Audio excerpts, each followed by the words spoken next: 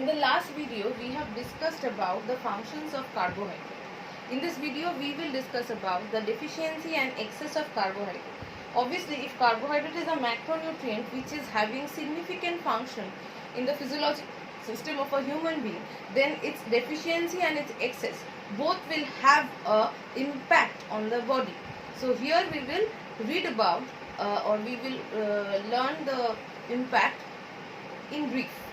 Okay, so carbohydrate deficiency and excess. The first category I will discuss about is excess, and the first impairment related to excess is diabetes. Diabetes is a common physiological condition we know where blood glucose level exceeds the normal or the reference range. The reference range is 70 to 110, 70 to 110, or in Indian diet sometimes 80 to 120 also considered as reference range. But the persons who are having or who are diabetic, they tend to have a blood sugar level exceeded from the reference range, and sometimes that exceeds too far. Okay, so we all know about the term diabetes, but usually it happens to the person who lives under stress and having very mobile lifestyle where non-mobile lifestyle where they hardly move and they do not exercise, or they work sitting at a place for constant hours, and people who keep or who consume maximum amount of maximum amount of energy requirement in the form of carbohydrate.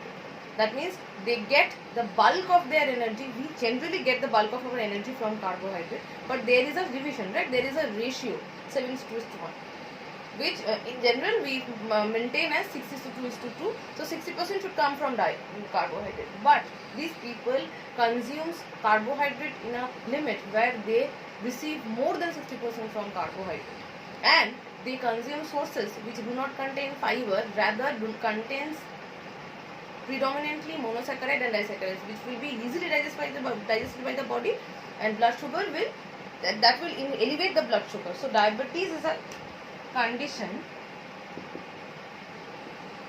where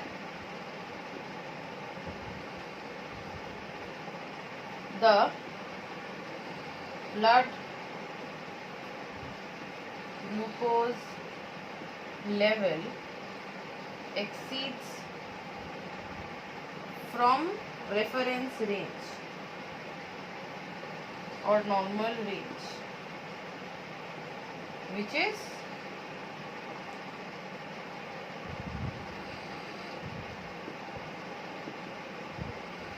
70 to 110. Well, the concept of diabetes is not that small. There are two hormones involved in it: insulin and glucagon. Basically, this insulin and glucagon combinedly controls the blood glucose level.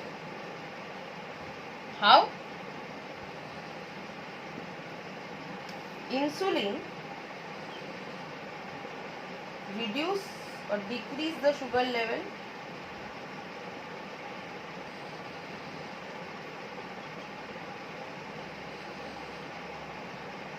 on the other hand, glucagon does the opposite only. It elevates sugar level.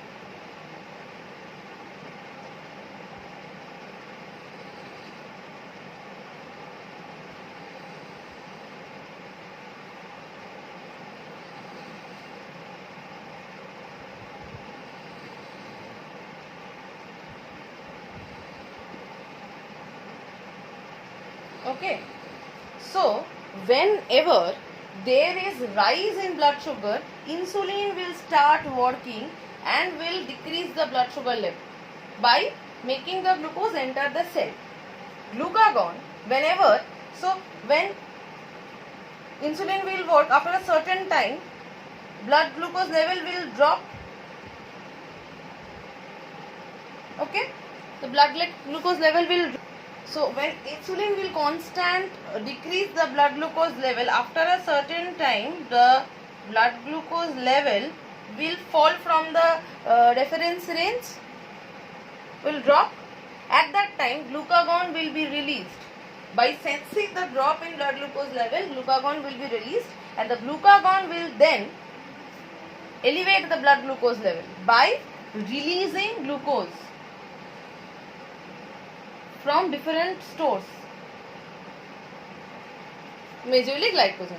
So that is how glucagon and insulin combinedly maintains blood glucose level or regulate blood glucose level.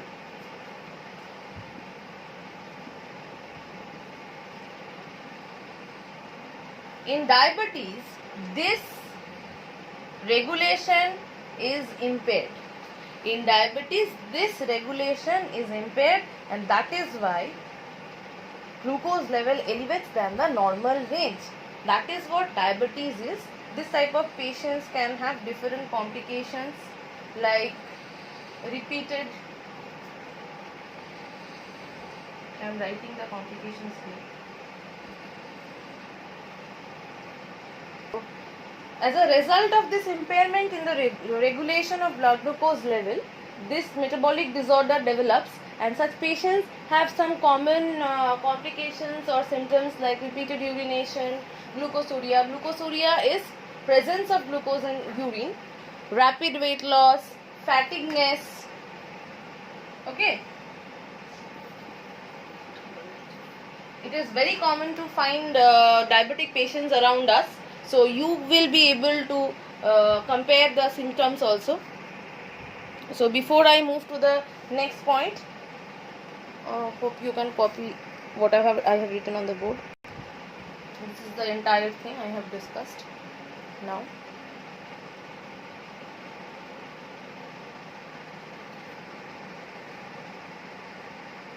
The next complication associated with excess of diabetes is what we have already learned, the amount of carbohydrate we consume. From that, a certain amount is used for production of energy, and once it is done, that means the required energy has been obtained from the carbohydrate source. The extra carbohydrate either will be converted to glycogen and will be stored in liver and muscle, and the rest carbohydrate will be converted to fatty acid and will be stored in adipose tissue. So if a person will consume excess carbohydrate in diet every day, so that will be, the extra carbohydrate will be converted to fatty acids or fat, whatever you write, because fatty acid is more more accurate. So will be converted to fatty acid. That fatty acid will be deposited in adipose tissue, and the most exposure of adipose tissue are in our abdomen area, in our upper arms, cheek. So obviously if adipose tissue will store more fat, so the abdominal area will be enlarged because of storage of fat, and the person will become obese. And we all know that obesity is itself is a slow poisoning, can cause slow poisoning, as it will start affecting other organs gradually, and it will damage other organs too. Okay, so this is another complication caused by excess consumption of carbohydrate. And the next category is deficiency of carbohydrate.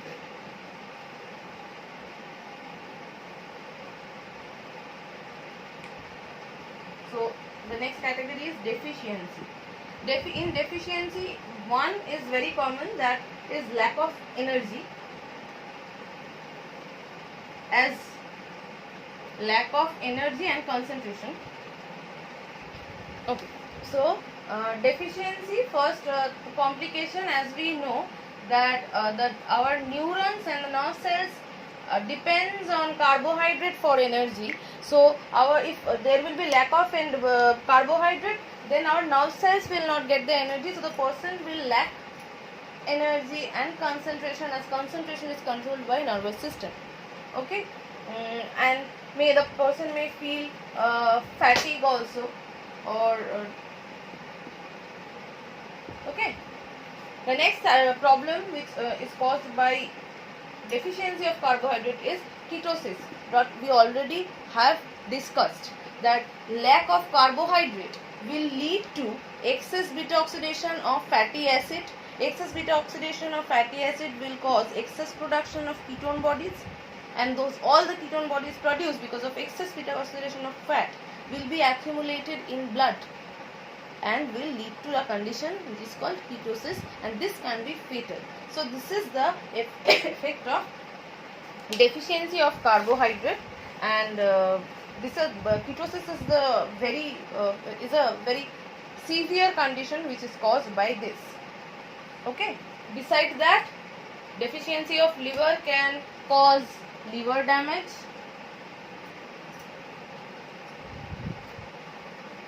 and other problems of nervous system.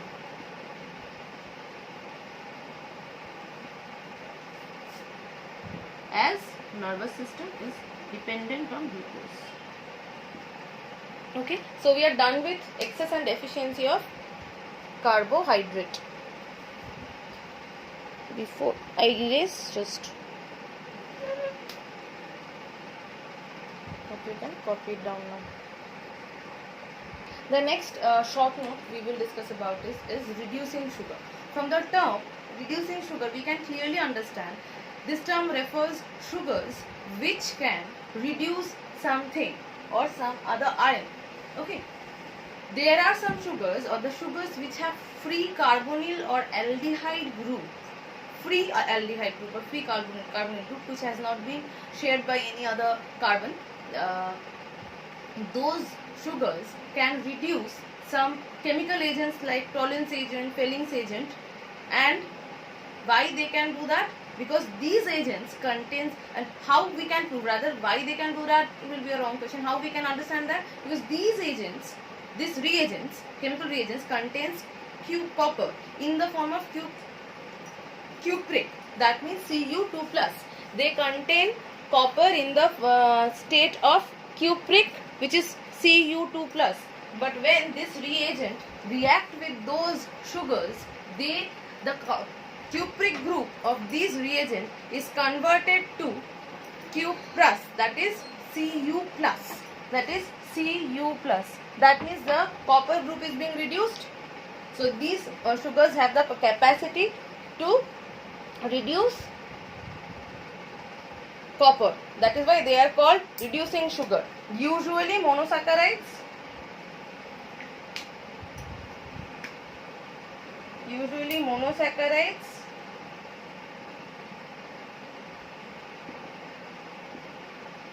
Are reducing sugar because they have free aldehyde or ketone group. Okay. And exception is sucrose. Sucrose, though is a disaccharide, as it has a free aldehyde and ketone group, sucrose can also reduce. Okay, so this is important for short note. Before I erase, I would like to focus on what I have written on the board.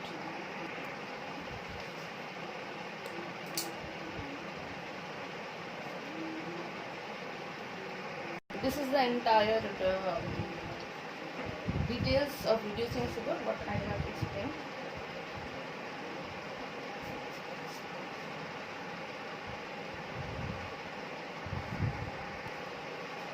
In the next video, I will explain about glycemic index and its two categories.